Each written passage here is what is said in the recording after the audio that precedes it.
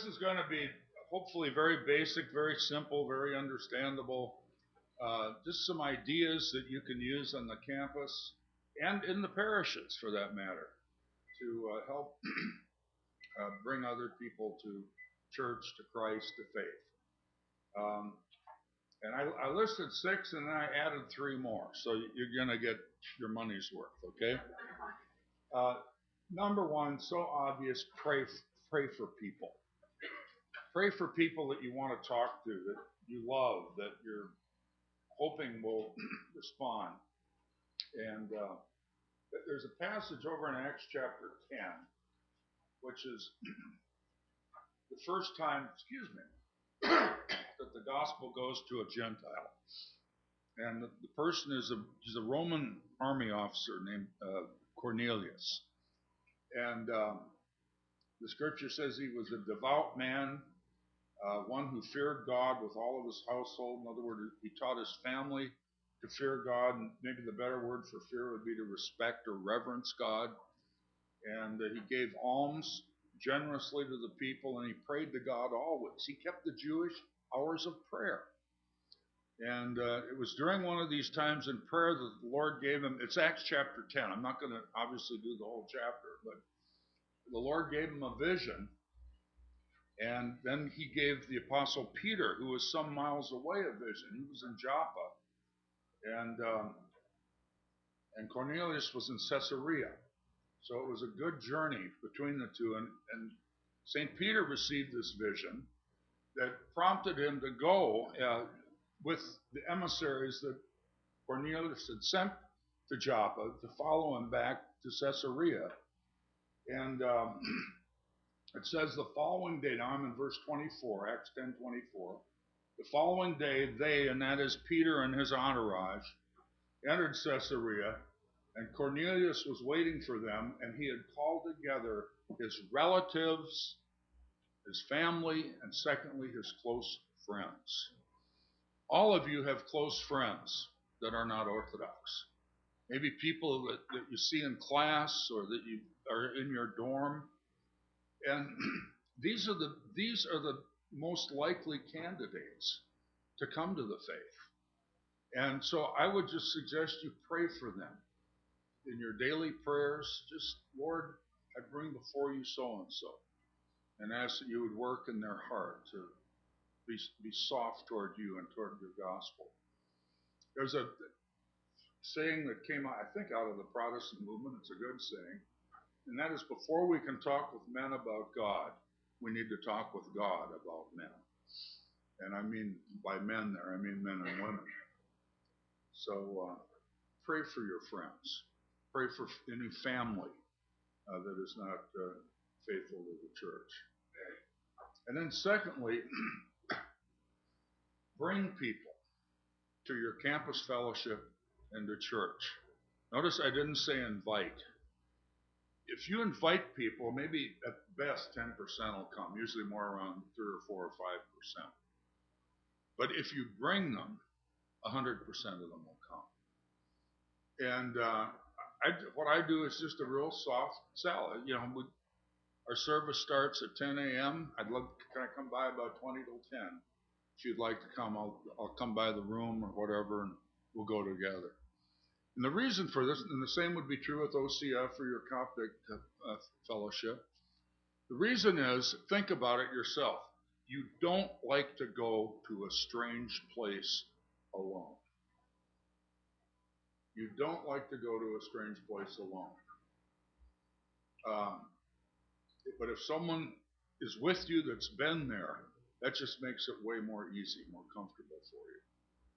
So bring people to church. They've done studies, Protestant, Catholic, the works.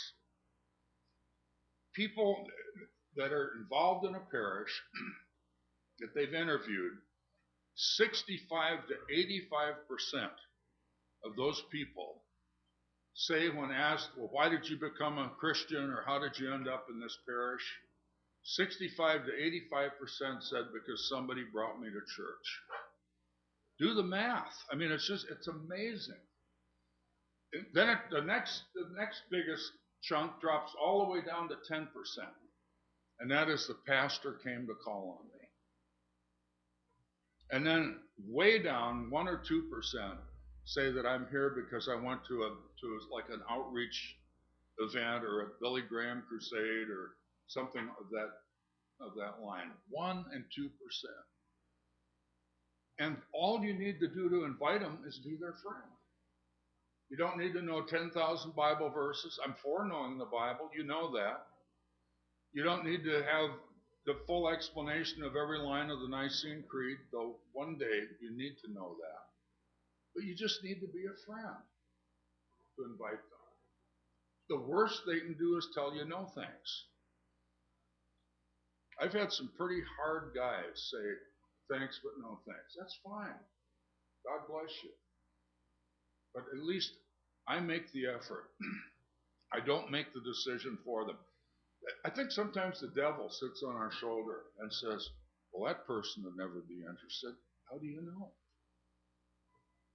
I wasn't interested, and yet I'm here. So I like people that aren't interested because I was one of them. I had other plans. And so just be ready, be on the alert to invite people. Number 3, a Bible study in your dorm or living group. And I know a lot of you are involved in that. I came to Christ through a Bible study. And it's easy. You don't have to put on a coat and tie or a nice dress. You come in a sweatshirt, don't have to wear socks, go-aheads, jeans. It just, that's fine. There's nothing fancy. And we've got a tremendous tool, and that's the Orthodox Study Bible. And if you're going to be the teacher, just basically everything you need is there. As you look at the notes, look at the various topical articles in there, and I would just make it real simple. And some of you have a gift of teaching. It's just a natural for you. And use your gift. And if you're trying to organize one and you're not comfortable teaching the Bible, find somebody that is, and make sure that the priest approves that person. And again, you don't have to be a world-renowned theologian to do this. For people that aren't believers, keeping it simple is really important. One of the best preachers I've ever known back in my Protestant days, somebody asked him what was the secret of his preaching. And here was his answer. Keep it simple. And number 2, talk about Jesus Christ. That's Orthodox. Just keep it. If you're reaching people that aren't believers, you need to do what I call entry level. Entry level. Find a need and meet it. Find a hurt and heal it.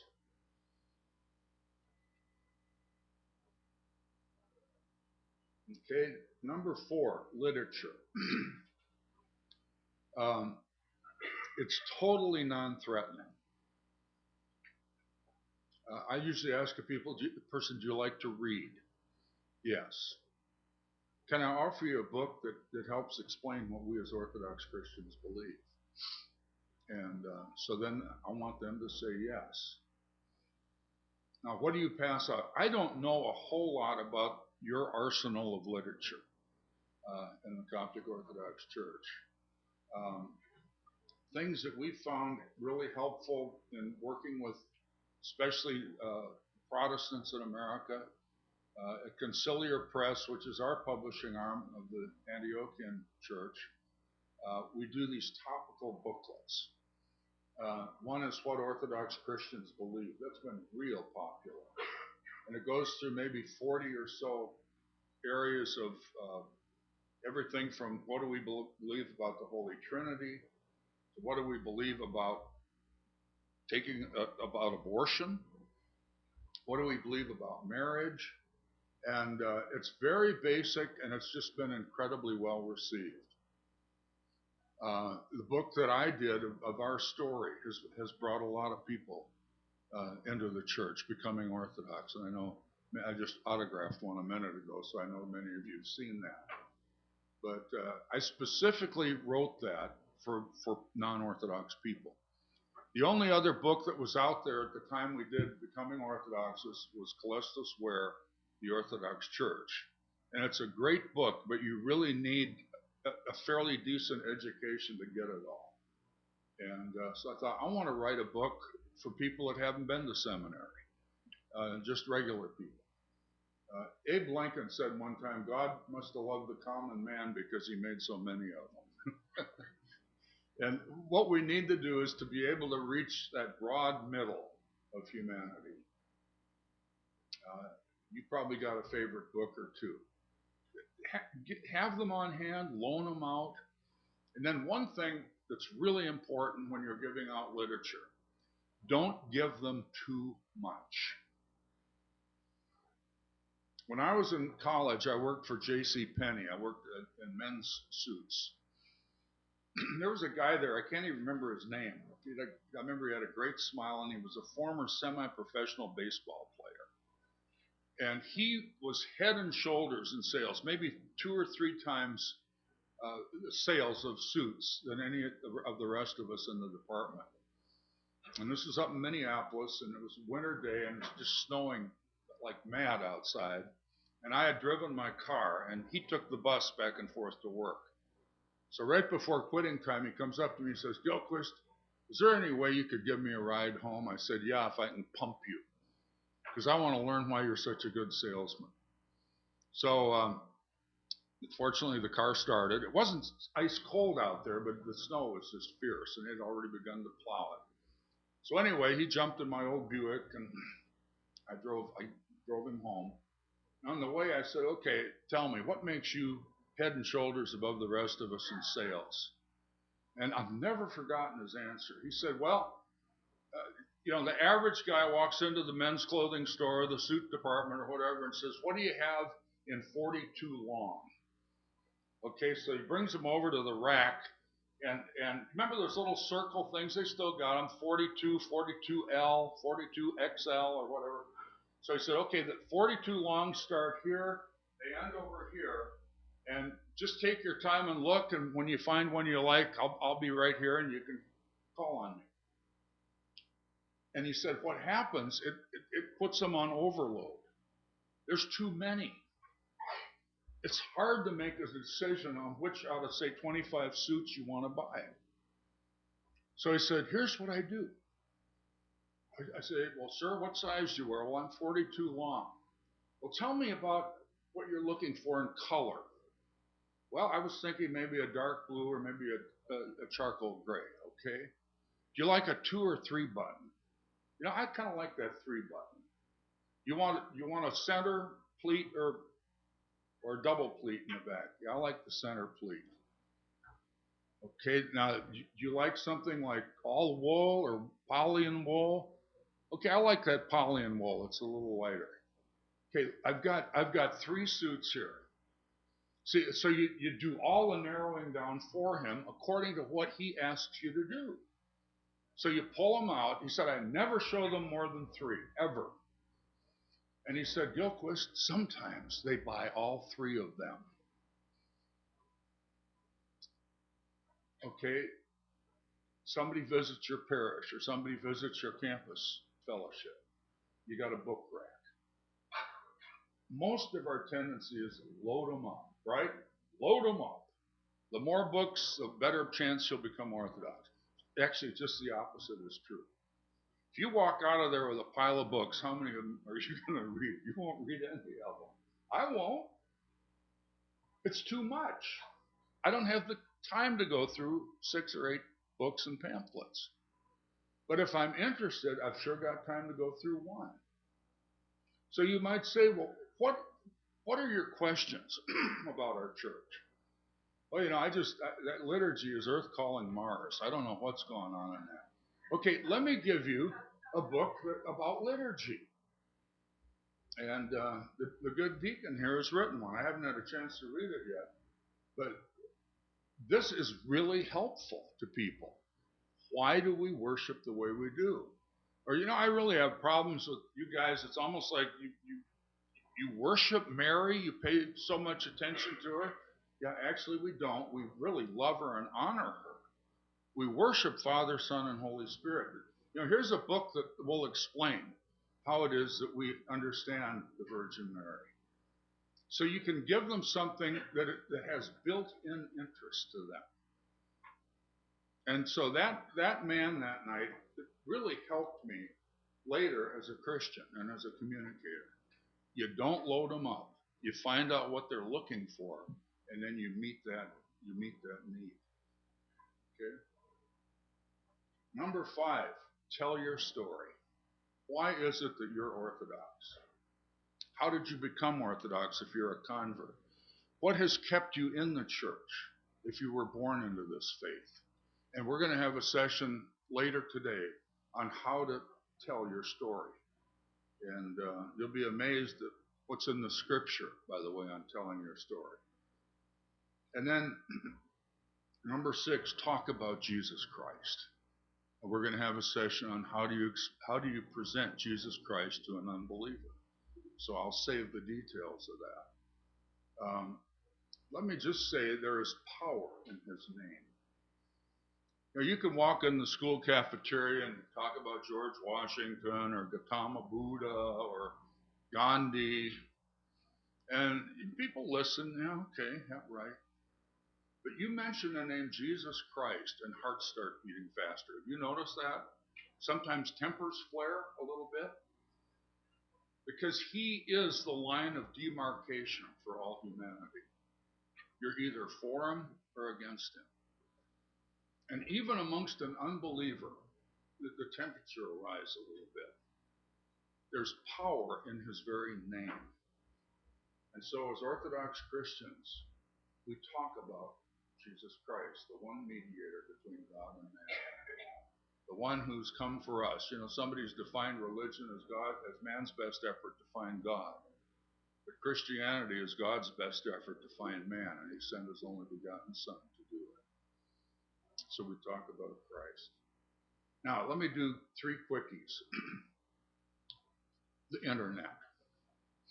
I don't own a computer. I just don't want one. I don't like them. I don't like it when they go down. I don't like it when we go on and some porn site pops up or some high-pressure sales thing. So I just, they didn't get popular till I was about 65. And I thought, I just don't need this. And I'm not talking any of you out of it. I don't think they're inherently evil.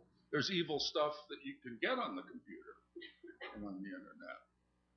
But I just don't want one. But I believe that they're a great way to communicate. And you would be amazed at the number of people, maybe not amazed, that have become Orthodox because they found us on the internet. Let me just tell you one story. We've got a guy in our parish that is not even yet he's not even a catechumen yet. He's an inquirer. And he and his wife, just an amazing guy. He majored in engineering as an undergrad, then thought, I don't know that I want to do that. So he finished law school. And in law school, he met a guy named George. And George was Orthodox, though they never talked about it. He didn't know that. And they're best friends to this day.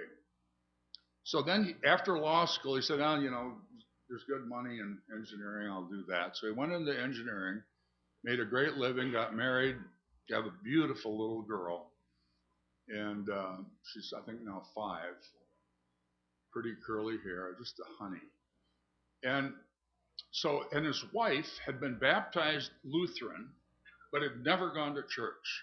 So basically, we have 2 blank slates here among the parents. And one night they were talking, and they decided they wanted Ava to grow up a Christian. What are you going to do? Okay. So they wanted Ava to be a Christian. And so he went on the internet. And basically what he was asking the computer is, what is the original church? And he poked around, and basically Orthodoxy and Catholic popped up. And this was at a time when a lot of the Catholic priests were getting into trouble morally.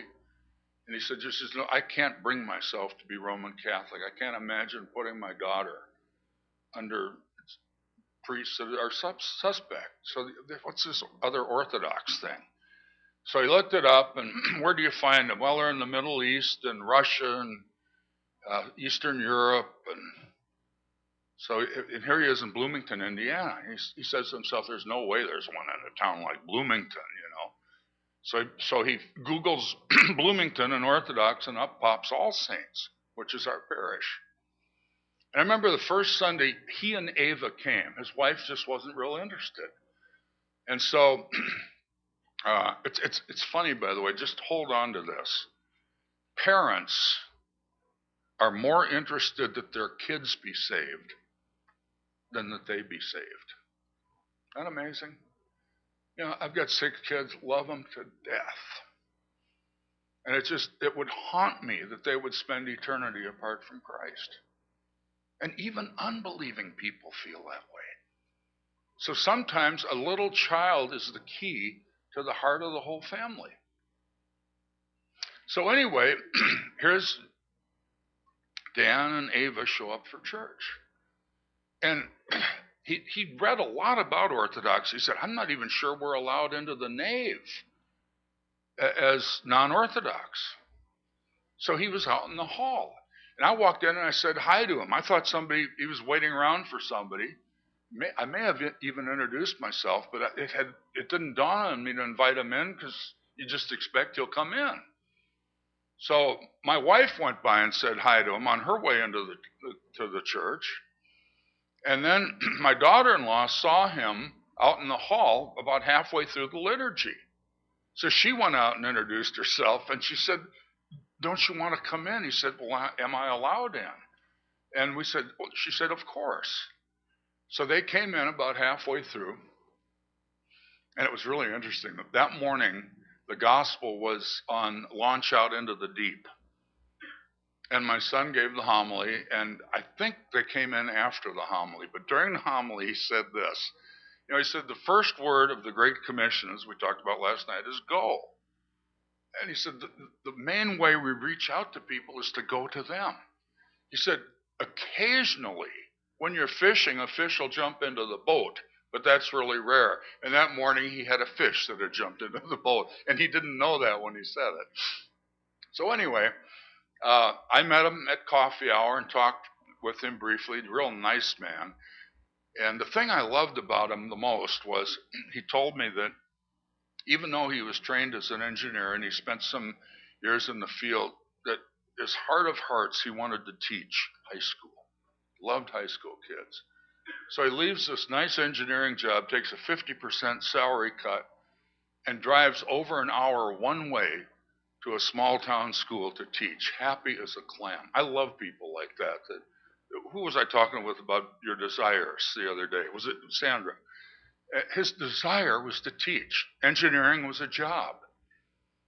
And so he's a first-class teacher. So anyway, this is in spring a year ago. And so his friend George is also a teacher in Afghanistan. He teaches military kids over there. So George comes home on furlough, summer break, and has nowhere to stay, so he moves in with Dan and his wife, little girl. And that's when he discovers George is Orthodox, because he says, I've started going to this church. Well, what is it, Orthodox? Well, I'm Orthodox. He was Serbian Orthodox. By the way, grew up in a church where everything was in the foreign language. So Dan says, but George, he said, I'm not sure this is the real deal. And George says, why? And he said, because, Orthodoxy is, Greeks and North Africa and Lebanon and Syria and Russia, Romania. He said, all these people are just regular Americans. He said, come with me Sunday and tell me if this is the real thing. So Sunday comes, and this is Dan's wife's first Sunday. She comes along. So after the service, of course, I found all this out later, they talk, and George says, yeah, this is the real deal. He said, these are just converts. And so they keep coming, and And then George starts to blossom because he's never heard the service in English before. And we were sitting at coffee hour one day, kind of midsummer, and we had a booklet in the rack that said what the Orthodox Church believes about abortion. And he says to me, "What do we believe?" I said, "You're kidding me."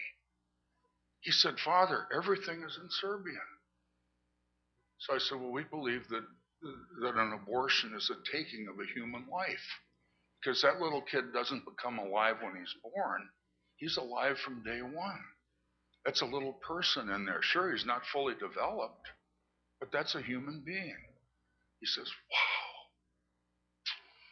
So anyway, as time goes on, then she begins to come regularly. Now they've had a second child, and they're just the dearest people. I said to my wife, they behave more like Christians than most Christians do. They're pious. I mean, this is very important to them. And they found us on the internet. So have a website for your parish. Have somebody that checks hits. If someone sends in questions, have somebody that can respond to those questions. And as I say, a lot of people are finding us online. Then two other things. I would, in your parish, have an outside speaker event at least once a year. And the same would go for your OCF. We heard last night. It's just a fresh voice. Somebody to come in that they're not used to hearing, somebody that's gifted in communicating the faith, and do a retreat once or twice a year, both on campus and in the parish. In our archdiocese, the church that's growing the fastest is St. Elijah of Oklahoma City. Until 15 years ago, it was basically all Arabic. The services were large part in Arabic. And it was a problem parish for us. So the Metropolitan said it was the weakest parish in the whole archdiocese. Nobody came to any of the events, the archdiocesan convention. Nobody showed up. They didn't pay their tithe or dues to the archdiocese. Very lethargic. And then Sedna Philip assigned a young man named Constantine Nasser to pastor the church. This guy is on fire. In fact, I overheard somebody ask him, "What happened to you, Father, that you're so enthusiastic?" He says, "Just somewhere along the line, the Holy Spirit got a hold of me. And I just can't be passive anymore." And so he began to relate to Protestant pastors in Oklahoma City. He said, I'd get so frustrated I'd be driving to church. And it's Tuesday morning. The parking lot in this evangelical church was full. So I'd go see the pastor and I'd say, "Why is your parking lot full?" "Well, we have, like, Tuesday morning is our ladies group. We have a preschool that meets there. We have maybe another event that maybe the seniors meet there." And he said, these churches the lots are full most every day. And so this began to expand his vision. And then he'd become friends with these pastors that he talked to. And one pastor that he talked to was a graduate of Oklahoma Baptist University. And the man had become more charismatic than the Baptists usually are.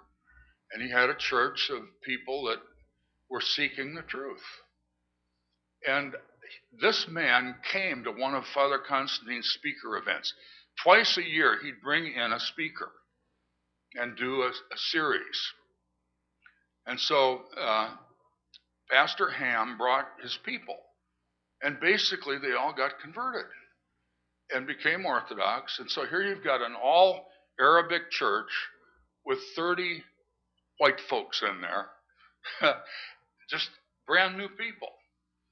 And he said, one morning I was doing the liturgy, and I saw this lady, probably 75 years old, walked in, and she'd always sat there all her life.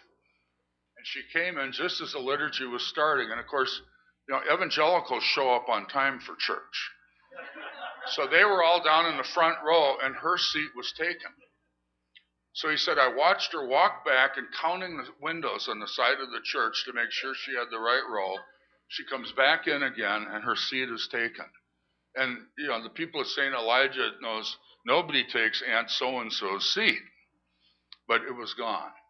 So she sat in the back. And he said, there were things like that where I watched our people acclimate to the possibility of bringing in new people. And fast forward, today, St. Elijah has just finished a $6 million building. And they've got some oil money in the church. And thank God these people are generous. The church is now 50% converts, 50% Middle Eastern people.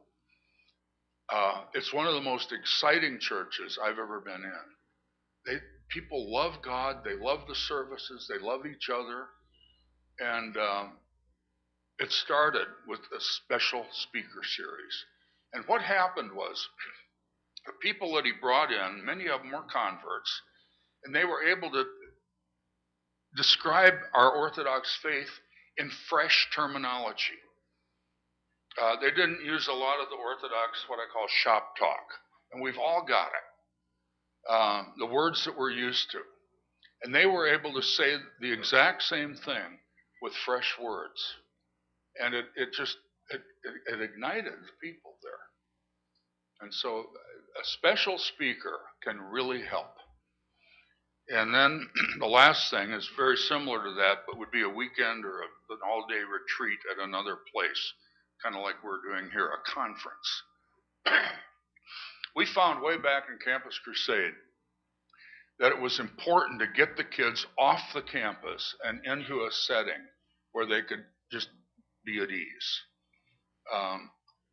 When you have a conference, 5 minutes from your dorm room, you're going to be running back there, checking the phone. Maybe you've got an errand you need to do.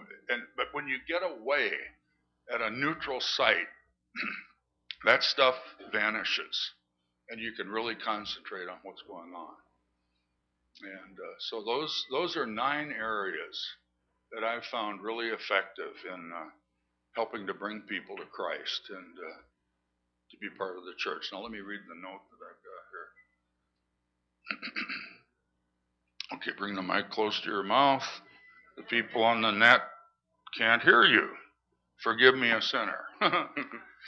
You didn't say that, I said that. Okay, questions or comments that you have? Yes. Once more? Yeah, go back through them. Number 1, pray for the people that you want to bring. 2, bring people to church. Just don't invite them. Bring them. Stop by and pick them up.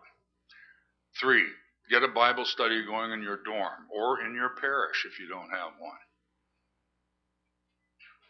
4, use literature, but just don't load them up. 5, tell your own story, and we're going to go over this in a session later. Number 6, talk to them about Jesus Christ. Okay, number 7, internet announcements, websites. 8, outside speaker on campus or in the parish. And number 9, a retreat like this where we get away from school and our homes and go out to a neutral place to just devote. Here we're devoting basically 24 hours to our faith, and that's important. Okay, in the back. Yes. Okay, let me bring you the mic so that I can hear.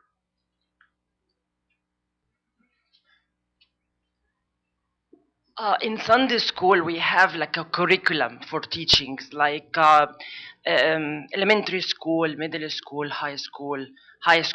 Can we have defined curriculum according to, for evangelism, according to each level, like entry level, level 1, level 2, level 3, we can follow through? Does this work at all? Okay. Maybe we should use this for the questioner, okay, and then I'll use that one for the answer. I would like to offer a suggestion, and that is this program called Alpha Course. A group of people, should we swap out? A group of people in England, headed up by Father Michael Harper, of blessed memory. Callistus Ware, Metropolitan Ware is in on this. And I think one of the scholars from the Greek Orthodox Church have orthodoxized the Alpha Course. And this is a good basic primer to introduce people to the Orthodox Christian faith. And the setting for it is you have dinner together, and then the teaching after dinner. And there's a whole curriculum for that. Now, it's for adults. You know, I'm certain teenagers would benefit from it. Little kids probably wouldn't. But this has been a tremendous tool to use. And then some of the jurisdictions, and I've got to confess, I don't know what you as Coptic Orthodox do, how much material is available. But several of the jurisdictions have materials available to teach. Okay, in the back? I'm sorry? Yeah, it's called The Way. And that was developed in England by, I believe, an Anglican person, Tony something. And then he made this available both to the Catholic Church and to the Orthodox Church, realizing that there were things that we would need to tweak in that curriculum. And so some of the Orthodox leaders in England went through this and made it our own, again, with the blessing of the man that did it. And people are saying it's very effective. Michael Harper, by the way, was a man who was a leader in the renewal movement in the Anglican Church 25 years ago. And I had known his name. He'd written several books. In fact, I quoted him in a book that I wrote. And we had several mutual friends in common, but of course I'd never met him.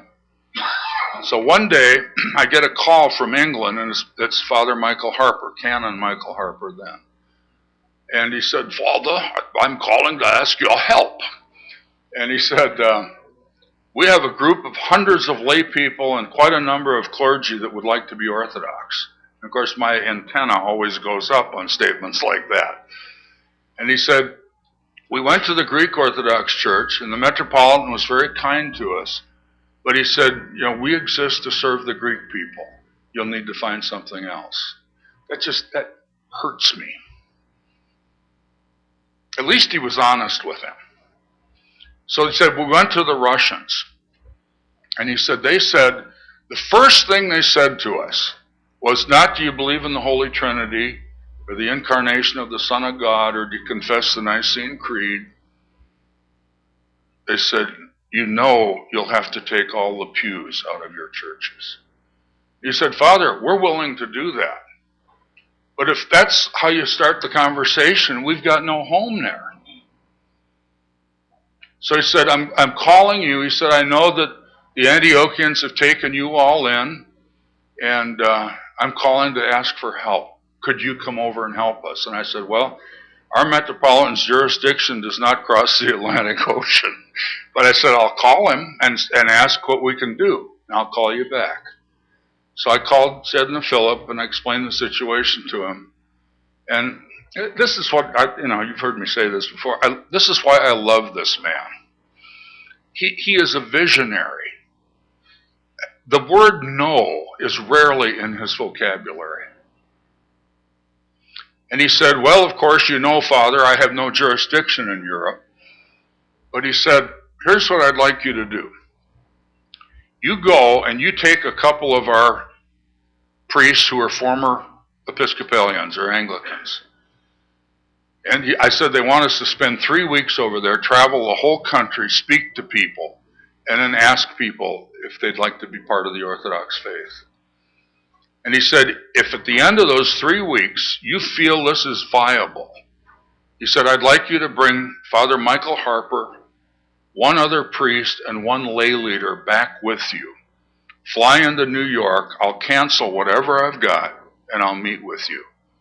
And then he said, if I feel it's viable, I will write or call the patriarch and ask if I can get a provisional blessing to begin working with these people with the understanding that one day they would come under the Bishop of Paris and all Europe, who was a man that had not done any evangelism. A dear man, I've met him. But he had done zero outreach beyond the Lebanese and Syrian communities. So we flew over there. I took with me Father Bill Oldenhausen, who was a very conservative Anglican from Milwaukee who had become Orthodox, a dear man. And then Father Michael Kaiser, who lives up in Eustis, who was a former Episcopalian. And then Father Bill Oldenhausen brought his wife Diana along, and she's just a powerhouse. She's a redhead. And so it was the four of us. And we toured all over Great Britain. And just one night, I asked Diana if she'd speak. And we could have just sent her. I mean, she was fabulous with these people. And a couple of things that happened.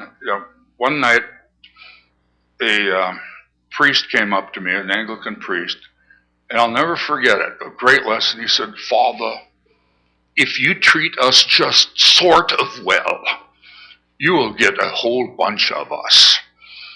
And what a great lesson. Just treat people well. And then another night, a priest's wife came up to me in tears. And she said, "I've loved once, and I'm not sure that I can love again." I said, "Tell me what you mean." She said, "We gave our whole heart and soul to the Anglican Church, and they've left us. They've left what they taught us about Christianity to pursue a whole new left-wing agenda." And she said, "I like what I hear, but I'm not sure I'll be able to love again. Love the church again. Love our church again." And of course, I said I felt exactly that way when I left Campus Crusade. Great group of people. But it was incomplete. We had to be the church. And we'd sit around and talk and say, will we ever meet such a great group of people again? And by the way, the answer is emphatically yes. You guys are great. But it's hard to start over. Well, anyway, out of that came 11 new Orthodox churches, one of which didn't make it because it turned out the priest was gay. And those 10 have now grown to 20. Plus, they went to Cambridge University, which is where Father Michael had graduated as an undergrad. And they started an Orthodox studies program there, and it's part of the Cambridge curriculum. You can actually go to Cambridge University and study Orthodoxy. And we've got about 3 people there that teach, and it's a fabulous inroad. And then also Father Michael went back to the Greek and the Russian hierarchs and got their blessing to do a pan-Orthodox catechism class in London. So rather than each church having catechism, they combined it. The various clergy take turns teaching it. And, they don't raid each other's sheep, but they do it as a united effort. What a tremendous thing that is. And then before he died, the last thing Father Michael did, this will bring a smile to your face, he started the first ever English-speaking Orthodox church in London. London what? England. So he began the first ever English-speaking Orthodox church. Well, that didn't make sense since people are English, wouldn't it? So, just that one little effort over there has produced a wonderful new movement of Orthodoxy in England. So I'm way off the track, but anyway, where did we start on that? Yes, any other comments or questions? May I just ask if anyone would like to make a question or a comment, please come up here to the microphone. I'll leave the stand here. That way those viewing online can hear the questions. And Father, you close me down now when I know we're behind schedule. So you give the high sign. I believe there's a second lecture, and then there's going to be a session just for Q&A. So it's up to you, Father. If you'd like to save it for then. Okay, go ahead and take this one, and then we'll probably take the mission to Brazil, and then continue. I was just curious about, I guess for Satan as well. Like, what do you do regarding like the hymnology? Like, if you're gonna be like going to like a straight 100% English church, I guess you're taking away the Greek, you're taking away the Coptic, you're taking away the Arabic. Like, what do you do like Pascha week, for example? At Pascha? Yeah, like how does it work? Like, I guess because we're so sewn in the Coptic church that we're used to just St. Basil liturgy, St. Greg liturgy. You just use specific. Well, of course, most of these people are converts, so they don't have a memory of growing up in the Orthodox Church and singing this hymn or that hymn. And so we obviously the hymns that we sing are the Orthodox hymns. We don't sing Baptist or Pentecostal hymns. These are our liturgical hymns, but they're hymns that have been put into English and melodies that are able for the people to sing. But let me say something. Years ago, I got a call from a woman who was brought up in one of our Antiochian churches. It was Arabic speaking, and she said it was a major city in the U.S. She said, we want to begin a church here in such and such city. It's all English, that emphasizes Bible studies, that doesn't major in huffleys, but majors in outreach to the community. And would you help us? And I said, I'd be happy to. So I of course, had to get Sidna Phillips' blessing to do this because there was that already existing Antiochian church. And reluctantly, he gave his blessing. But it was a big enough city that it would not hurt the original church. So anyway, we got it going, everything in English. Converts began coming in. And in Holy Week, I got a call. And it was this lady, and she was in tears. I said, Ann, what's up? She said, I miss all our Arabic songs. And I said, honey, I feel for you. But remember, you wanted a church that would be friendly to an American convert. And I said, I know it's a hard price to pay. I mean, to be honest with you, there are times I miss some of our old Lutheran hymns. The church is one foundation. Every syllable of that is Orthodox. One of the verses goes, we on earth have union with God, the three in one, and mystic sweet communion with those whose rest is one, the saints. I mean, it's loaded. I love the hymn, but we don't sing it in our liturgy. And I said, when you make a move like this, there is a price you pay. She said, okay, thanks. It just helps to talk about it. I know that's a trade-off because I experienced it. I had to scrap all our old stuff and start all over at 49 years of age. It was hard. But if we're going to help make America Orthodox, that is at least where those who are ready to do that, that's the path we need to take. So does that answer what you were asking, Your Grace? Sure, please. In fact, in the past 36 years of our mission in Africa as full time, the hymnology was not a problem at all with us because we handed to the African tribes the people's response in the liturgy, and they translated it into now 14 languages. In Kenya, 5 languages. In South Africa, 4 languages. And other countries, 1 or 2 languages. And they tuned it their own way. And many of you, if you have come to see a Zulu liturgy, for example, in South Africa, somebody is nodding her head. You have been there. If you go to the Zulu land in South Africa, and you attend a Zulu St. Basil liturgy in Zulu language, in full, 100%. The priest, the deacons, the hymns, the people, and the liturgy is full in Zulu. The tunes are Zulu. The instruments, musical instruments, they are used according to their tradition of the Zulu tribe, and you really feel that you are in heavens. Truly. Same Saint Basil liturgy in full. The priest was trained in Coptic language in the hymns of the liturgy, how he prays that in Cairo or Egypt. He spent the year there to learn, and he was given the liturgy in the English language. But when he went there, I trained them to do it in their own tradition, their own tribal music.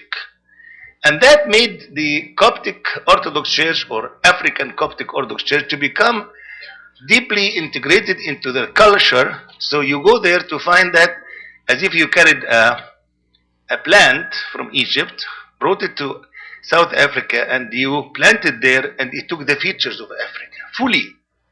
The full features of Africa. In Kenya, this would be applicable to the Kikuyu, the Kikamba, the Luo, the Luyas. In South Africa, it's applicable to Zulu, Xhosa, Sotho, and Tsonga. Can you tell them your experience with the Zulu liturgy? Please, I would love that. Speak. You have been to the Zulu liturgy in Muvuniani with Father Paul, Father Petrus, and two priests, and their father is a priest called Marcos. So Marcos, Paulus, and Petrus, they are two sons of one father. Tell them. It was exactly like Sadness said, heaven on earth. It was my favorite liturgy I've ever attended because everyone's really praying from their heart because it is their tradition and their language. It was just incredible because they were praying in something that they're comfortable with, so we're not forcing them to become something that they're not, so therefore they feel like a deep connection to God in that sense. And their instruments and the tunes are they're really, really beautiful. So enjoyed it. I have a question related to that, which is, when we talk about it here in our Coptic church, many people say this: America is different from Africa. America, there is no historical kind of establishment, roots that I can say, hey, this is the American melody, for example. If you can answer that, Father, I appreciate it. I would disagree with that. You know, we've got basically a 200 and what year history here. 235. That's what, probably 8, 9, 10 generations. So we are planted here. And granted, there's diversity in the culture. But if I talk about country music, you know just exactly what I mean, don't you? And for those of you that are old enough, if you talk about those old love songs that some of us people, Deacon Victor's age and mine, grew up with, I love those songs. And so there is an American musical tradition. And in the Protestant churches, as I mentioned, some of those great hymns, they're rhymed and metered, which is not the Orthodox style, but there's nothing inherently wrong with rhymed and metered music. And I think this, and I'm no prophet, we're going to find our way together. And it's not going to happen overnight. I find the worst thing I can say, we talked about this, Father, yesterday in my room, is to say to a lifelong Orthodox Christian, now you got to do everything in English. That'll frighten them. And furthermore, I don't believe you have to do everything in English. But the direction we're moving is just like there's a church in Egypt, there's a church in Greece, there's a church in Russia. One day there needs to be an American Orthodox church. But you can't force people to change overnight unless they want to. Now, my friend Ann wanted to. It's just, she was fine till she got to Holy Week. And then she realized how she missed it. So in a way, I think, I want to read a Bible verse to you. This is Acts chapter 2. It says, everyone heard them speak in his own language. Then they were all amazed and marveled, Pentecost, saying to one another, look, are not these who speak to us Galileans? They're not Jews. They're not Scythians or Persians. And then it says, how is it that we hear each in our own language in which we were born? Now, a fresh immigrant from Alexandria was born in Egypt. So we need to serve him. Doing it in English for him won't help. He's probably going to learn English, but to impose English on him, it would be an incredible hardship. Or as we say in our legal system, cruel and unusual punishment. But for a third or fourth generation Egyptian or Greek or Albanian, the language in which they were born is English. And the Orthodox tradition is they get to hear the gospel in the language in which they were born. So most of you here were born, how many were born back in the old country? Hands. Well, there's a good bit, maybe a fourth, 3/4 born here. And thank God that these sessions are in English for you. But if you're from the old country, the liturgy is in a tongue you understand. So as we progress, I'll tell you one more quick story. I was Lutheran, and my dad, who passed away at 95, he'd have been now about 107, said to me one day, he said, I can remember as a boy Lutherans having arguments over whether the language of heaven was Swedish or German. That's hilarious if you're Orthodox. But he said, in my lifetime, I watched it change from Swedish and German to English. And I think that'll be the dynamic here. Not because there's anything wrong with the Coptic or the Arabic or the Greek tongue, but because we get to hear the gospel in the language in which we're born. And that's what the scriptures reveal to us. So to me, let's just watch God let it happen. And just no rancor. I think the unity of the church is even more important than the language of the church. I've got to say, I'm stirred up again. I have an experience I would like to share with you. When Father said it doesn't happen overnight, you know what we did? We encouraged them to be proud of their culture, and we don't want to impose on them a foreign culture.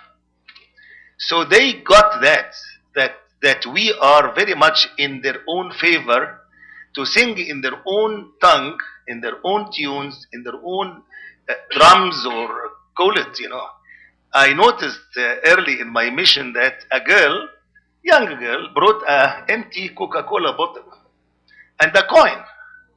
And she was tuning the songs on that Coca-Cola bottle, and it was beautiful. They bring this so-called calabash, which is the plant, this shell of a plant, and they put inside some grain, and they shake it like that. It makes beautiful tunes. Any sort of very primitive instruments, but really you feel among these people that you are in heavens. Anyhow, the deaf and the Trianto of our church was added to those. So they had the original instrument, but we added to them the Egyptian type of symbols. And anyhow, to show you that these people got the idea that we are on their side. What happened is in Kisumu, Nyanza area, I used to get 5-7 deacons from that area to come to me in Nairobi, where I am there, so I can instruct them, preparing them for future service and priesthood. So in Nairobi, we pray the English liturgy. It's English liturgy, but in the Coptic tunes. Same like what you do here. But in Nyanza, the people were given permission by me to tune the liturgy in their own way. For example, Holy God, Holy Mighty. We say it holy, same like Coptic. But when I give it to them in words and in chance to tune it, they say, Nya sai maler, nya sai maduong, nya sai mangima. Holy God, Holy Mighty. What's wrong with that? I loved it. When I gave it to the Kikamba, they made it same in their own words, but in their own tune. And when we looked at all this, you love it, because every tribe has its own way of tuning.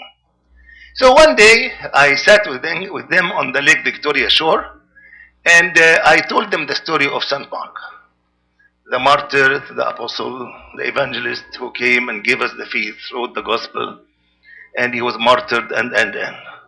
And I told them the 5 titles of St. Mark. And I was really, very much telling them the story with real emotions, because Mark has a real place in my heart. So they shared that with me when we spoke about his sufferings. Even some of the girls or women, they shed tears because they felt the sufferings of St. Mark. Anyhow, the meeting was very inspiring. Then I left them and I went. 3 weeks later I came. I found them preparing a procession for me to enter the church. The banana leaves and some branches of the trees and the procession cross, which I brought it from Cairo. But more or less the African tradition is there, the banana leaves and this and that. And they were going ahead of me to the church singing this. Marico maler en Africana jaoti. Marico jaulu. The drums, the instruments, they say it from all their hearts. Believe me, their voices were like, I don't know what to say, but they were so clear and so strong while the procession is going. Marico, St. Mark. Maler, Saint. Jaulu, Apostle. And then the song kept on saying, Viatu, his sandals was cut. They put the story of St. Mark that his sandal was cut and he went to Anialis and so on. Alexandria, the gospel, all in Ulu language. I could grasp 50% of what they said, but that was the total story of St. Mark. When I sat with them in the church, what is this? From where you got this song? They said, we made it. So people become spontaneous. And the gifts of the people will come out if you encourage them. If you feel to them that their culture is acceptable, their way of life is very much welcomed, they will come with spontaneous gifts which you can never expect. And believe me, all along, once I gave them the encouragement that they should do it, they should tune it, they should sing it. Every tribe alone, they do that. Let me come back to the point of the deacons. Those deacons, I bring them to Nairobi to teach them, so they learned how to pray the Coptic liturgy like what we do here. When they go back every now and then to the field work, they started praying the liturgy there. So they started to impose the Nairobi tune on Kisumu tune. And they started conflict. They said to them, no, Bishop gave us the right to tune it in this way. He said, but we pray with the Bishop in this way. So the people phoned me. They said, there is a big conflict. The whole people wants to sing in the way we did. The deacons coming to tune it, wanted to pray the liturgy in the way they are praying with you. Which is which? I went there. I traveled there. It's about 5-hour drive. I went there to spend the week among them, and I stood there and I insisted that the people should keep their tune. And I said to the deacons, when you are here, you tune it this way, and when you are here, you tune it this way, because that's what the people does prevails. It prevails. So if you speak about hymnology, let me add some to that question. The Holy Week in our churches in Africa is really heavenly, because we do the tunes of the Holy Week in several languages. For example, to you is the power and the glory and the blessing. Thoktikum nampi o tukufu ni kuwakuna baraka na heshima hata milele milele. I mean,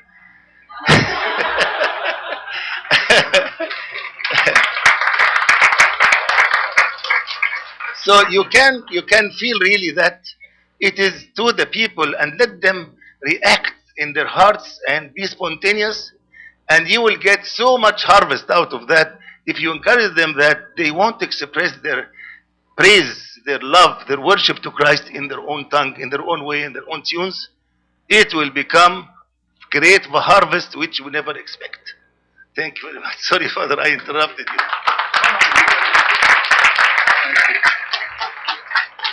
If you can hold your question till the Q&A, I think we're quite a bit over time.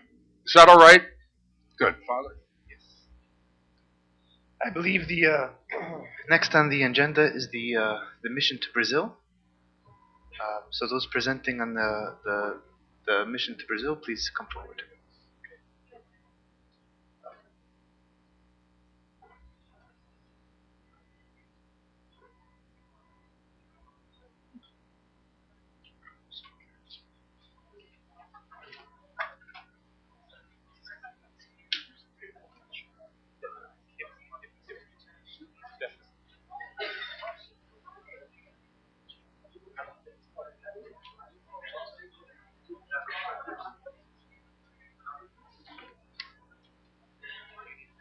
Yeah, thank you.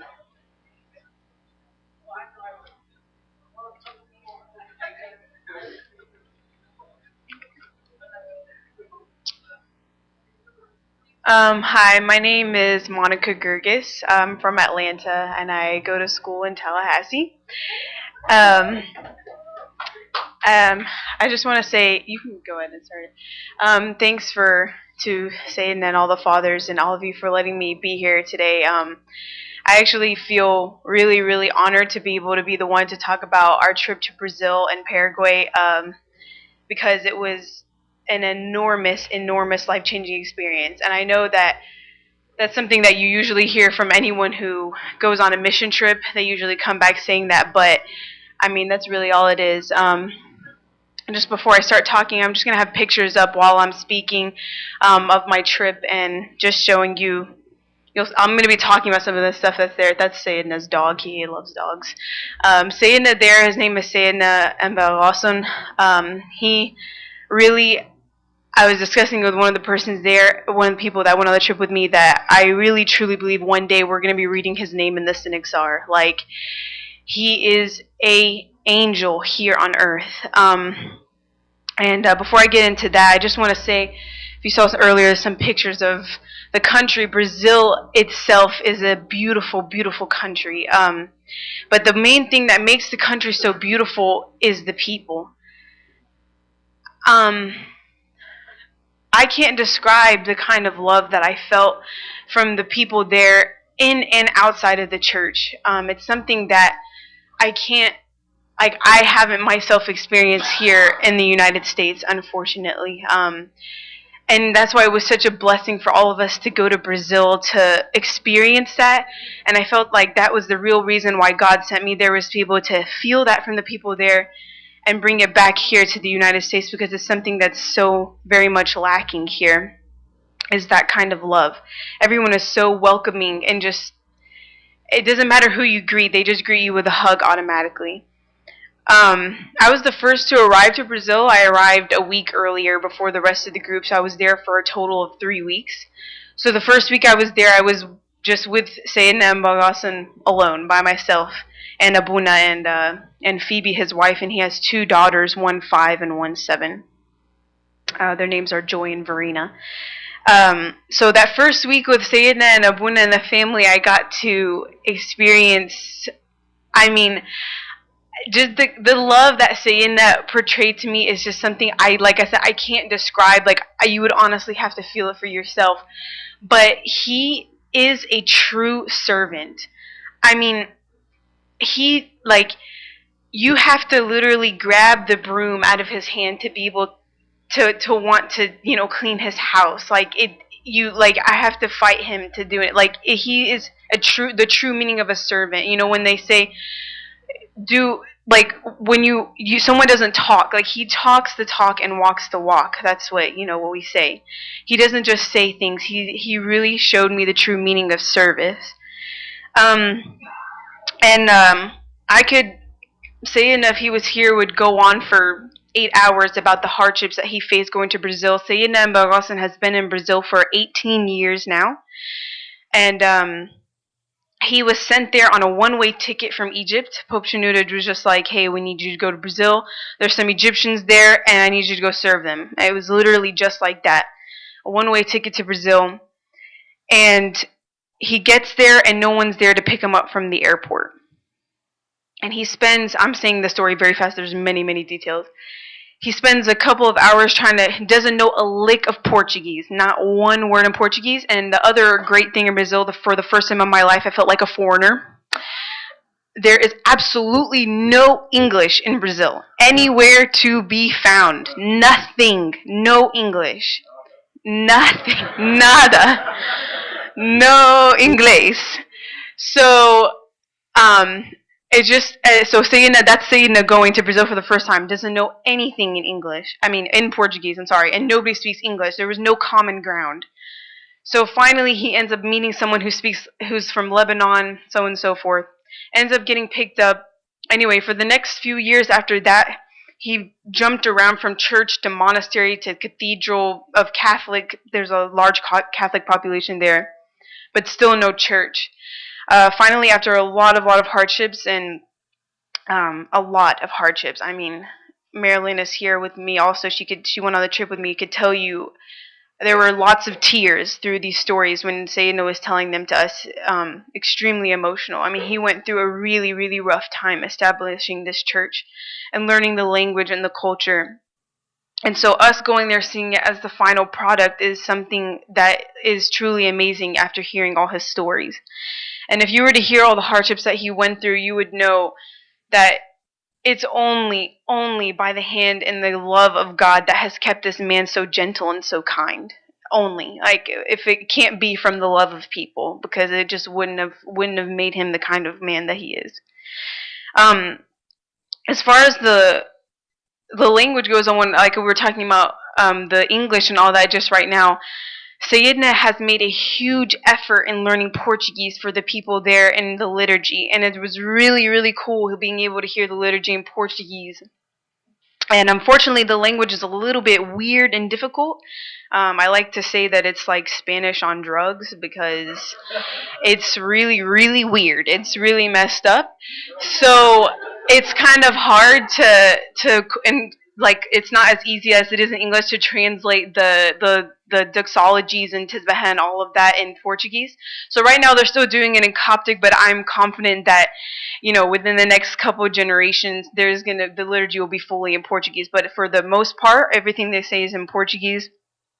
And everybody in the church, all the Egyptians, once Sayedna came to the country, said, bye-bye, we don't need a Coptic priest here. No Egyptians are in the church. It's all Brazilian people that have met Sayedna in the marketplace, on the streets, anywhere. Sayedna, over the years, have gathered these people and baptized them in the church, and it's a really beautiful thing to see people of different races in my church as well. So the language thing is extremely important. I think we need to bring that kind of aspect here too, as far as English goes. There was pictures earlier of we got to go to Paraguay.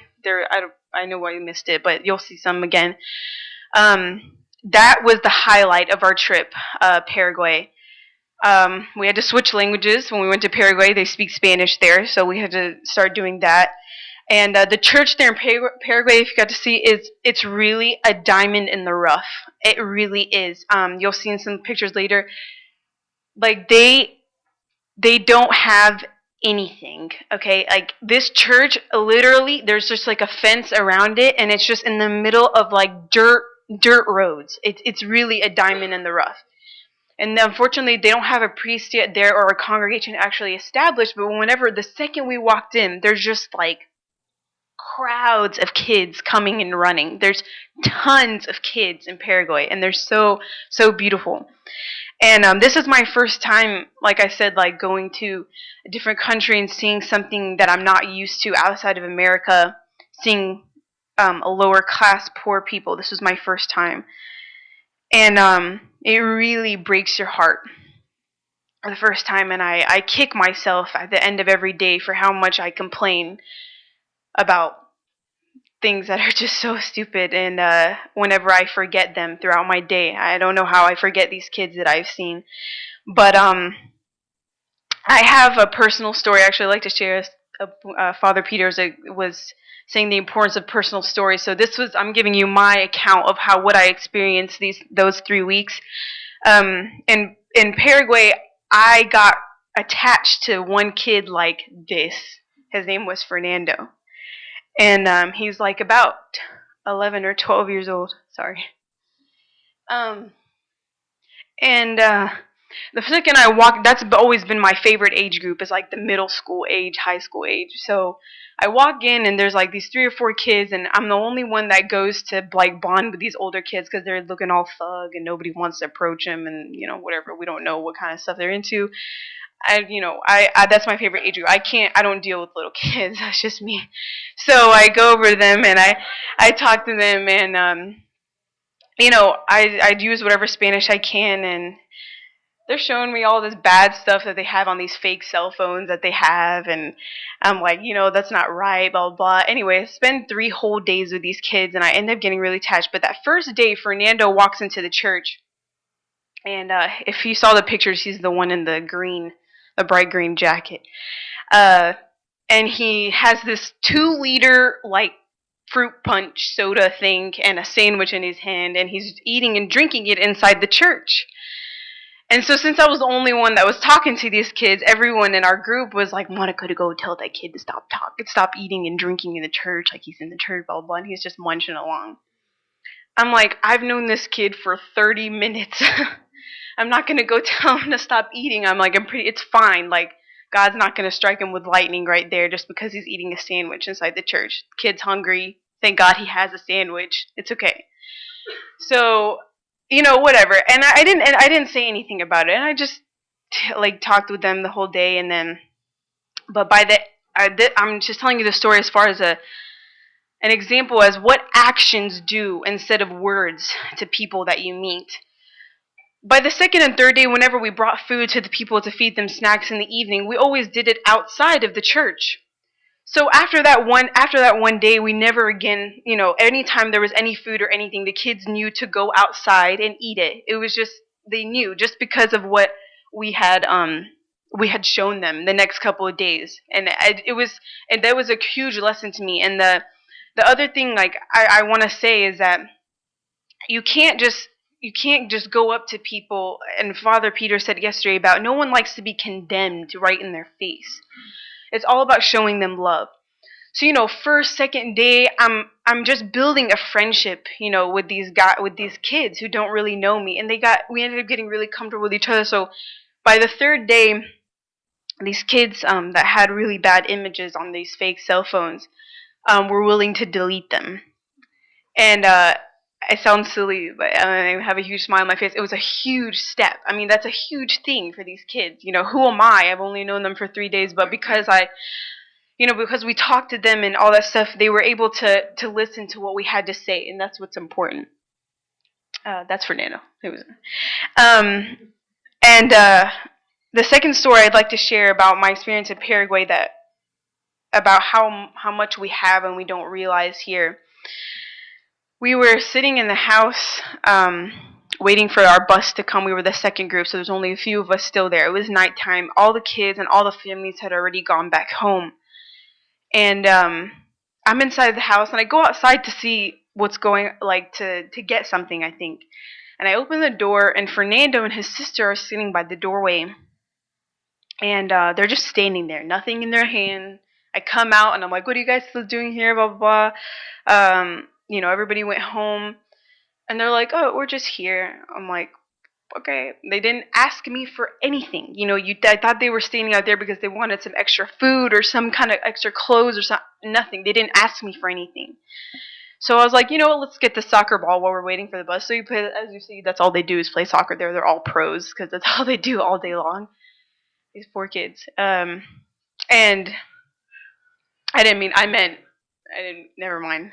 I didn't mean it like that. And so we're just kicking around the soccer ball. Of course, they're making fun of me because I don't know what in the world I'm doing. I'm just kicking it around. And then later on, and then the bus didn't come in, and I left. And later on, I was telling the youth that night, like, just how they were just standing there, not asking me for anything, just hanging out with them. And one of the girls goes, "Why didn't they go home? Like, why weren't they home?"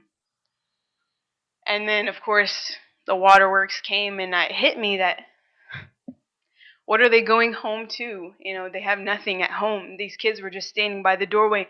They didn't even ask me for food or anything. They just wanted to kick around a soccer ball. And just spend time with me. And like, they had nothing to go home to. Like, I think they told me they had like 8 or 9 brothers and sisters. So who's to say that they're getting any attention, you know, when they go home? And it's very common there for these kids to be taken out of school when they're about 13 years old to, you know, support the family or support themselves because nobody's there to support them. And the cycle just repeats itself in that they get married really young, have kids, and then the cycle repeats itself over and over again. So just a reminder for myself and for all of us here that we have so much here that we really, really, really, really don't know. And just building that relationship of love to be able to talk to these kids after they get to know you is such an important thing. Like Father Peter was saying that I had to write down so I could remember to repeat it again about before we talk to men about God, we have to talk to God about men. So, so important. I mean, and we have to pray for these people all the time. And then after that, it's just like he said, the next step was just bringing them. He said, all you have to do is be friends with them. That's what Father P said. That's it. That's it. That's all these kids wanted was a friend. And after that, you can get them to do anything. That kid with the one with his head down there, his name's Miguel. We had a huge step with this kid. In one day, he didn't want to step inside the church at all. And he was like, no, I don't want to go. And I was like, why? You don't love God? You know, whatever, in Spanish, just teasing around with him and him on the left. And then one day he ended up being from completely down the street, refusing to come with me into the church, to attending the entire liturgy by the end of that evening. Because I told him I would give him a necklace if he attended the whole thing. So he ended up doing it, but he didn't have to do that. I mean, who's going to sit through a 2-hour liturgy just to get some cross necklace, you know? So, but what we did was we just went out there, had made friends, and asked him what his name is, how old are you, blah, blah, blah, all this kind of stuff, building a relationship with him first, bringing them in. That's all what it's about, guys, really. And it doesn't just work with them. Everyone's human, you know? We just do that with anyone around us, and it ends up bringing them closer and closer to the door of the church, and then they end up getting inside and don't want to leave. So I don't know how much time do I need to. I'm okay? Okay. So again, the whole thing for me in Brazil was by action. Everything was by action. I mean, Emma Rawson talks so much, like he has so much love in his heart, but everything that I learned from him for the most part was by action. Just being around him, how I see him relate to people that he meets in the marketplace. We got to go to the marketplace a lot. And just anybody he meets on his way. That's how I ended up learning how he brought people in. And this love, guys, really is something. It's not love. We use it so like casually here. It was agape. Like really, his love was unconditional towards the people, and that's exactly how we should be towards each other. And I lack in that so much, and I really feel that that's what I was supposed to be learning from him there. I don't remember who said this yesterday, but about not getting discouraged. That is from just hearing the stories of the life of Emma Rawson in Brazil, like all the way down. Like if he had gotten discouraged, like one step through that journey, there would be nothing there. There would be nothing to show for what is there, what God has done. He did not get discouraged at all, and I learned a lot from it actually because personal experience for myself. This past year, was my first year of pharmacy school, and I became friends with 2 American people in my class, And I go to school in Tallahassee. I don't know if you guys are familiar, but there's like 100 Coptic Egyptian people in the pharmacy school, literally 100. So I don't have to be friends with anybody, like anybody outside of that group. Like it's not a necessity for any of us because we all have each other, and we don't need to, we don't have to branch out. But I ended up making friends with these two American people. And anyway, to make the long story short, I invited them to church. They liked it for a little bit. Thought it was weird because one of them is from like got in the middle of nowhere, like she's a hillbilly, and so she's straight like Methodist. One of them, other one grew up the same way. But they ended up enjoying it because they felt welcomed. That was the one thing that they could tell me that they liked about the church. They felt welcomed by the youth, and that's a great thing I love about Tallahassee. There's a ton of young people, so we're all speaking English. Everything's fine. Anyway, to be honest with you, I have no clue what happened at this point in time. But at this point in time, I don't talk to either one of them at all. And I say it kind of casually, but it's actually something that really breaks my heart because both of their souls still mean a whole lot to me. And I feel like I failed. I feel like I failed tremendously. I have to admit that. But anytime I talked to Evangelism about it when I was there, and I told him about my experience, he's like, you plant the seed. That's it. And that's all anyone would ever tell me whenever I would get sad or emotional about this, because these two people really, really, really mean a lot to me. And he's like, you just plant the seed, and that's all that matters, And like that was a living testament of Evangelism's life. There is that he told us tons of stories of people that he would meet right away and invite them to the church, and like they would leave, and years down the road, they come back and end up being the most dedicated people to the church. And I just want to relate that to you guys, in that we're sinners relating to other people ourselves. We're just as weak as them. So God actually is the only person that can make the change.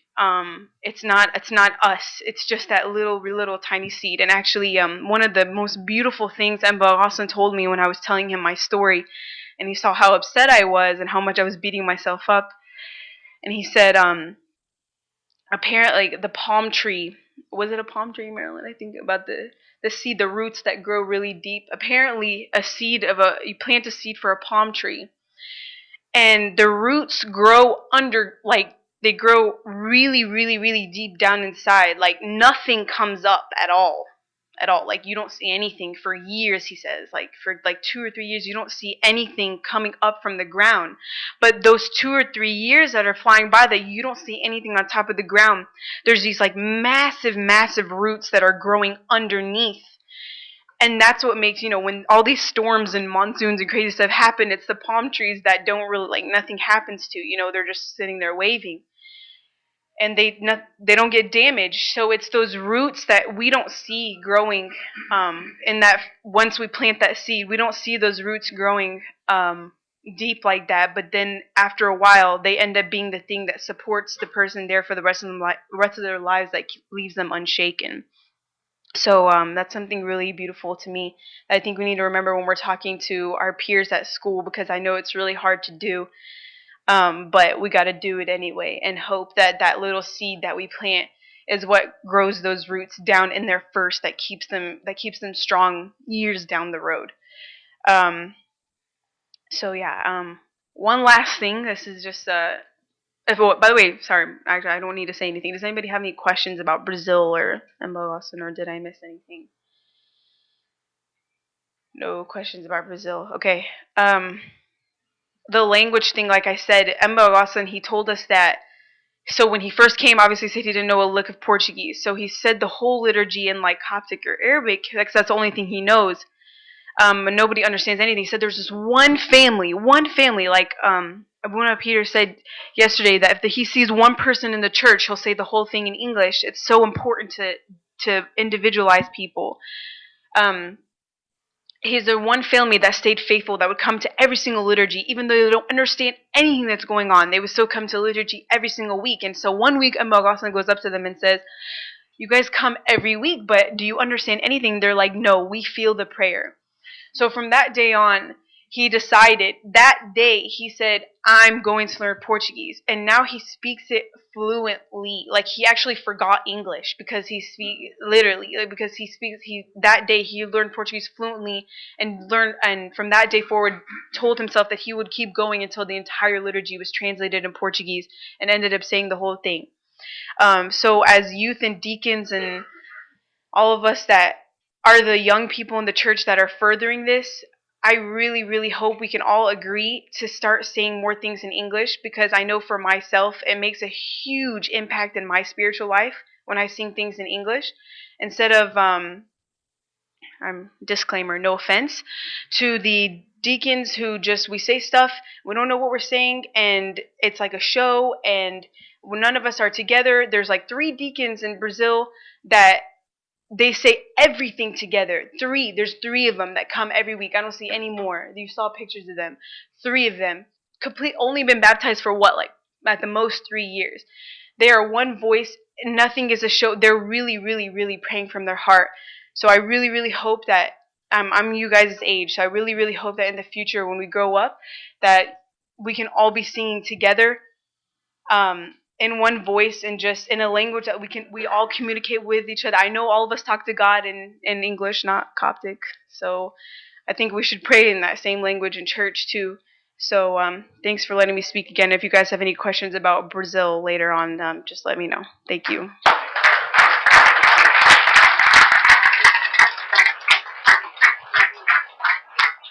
Thank you very much. Next we have lecture 3, because lecture 1 was last night. Lecture 2 was 6 simple things. So now we have up lecture 3 by Father Peter Gillquist. It's titled "How to Share Christ with a Non-Believer." Correct? I think I'll combine those sessions and have a big Q&A prior on Father, well, after this, because we're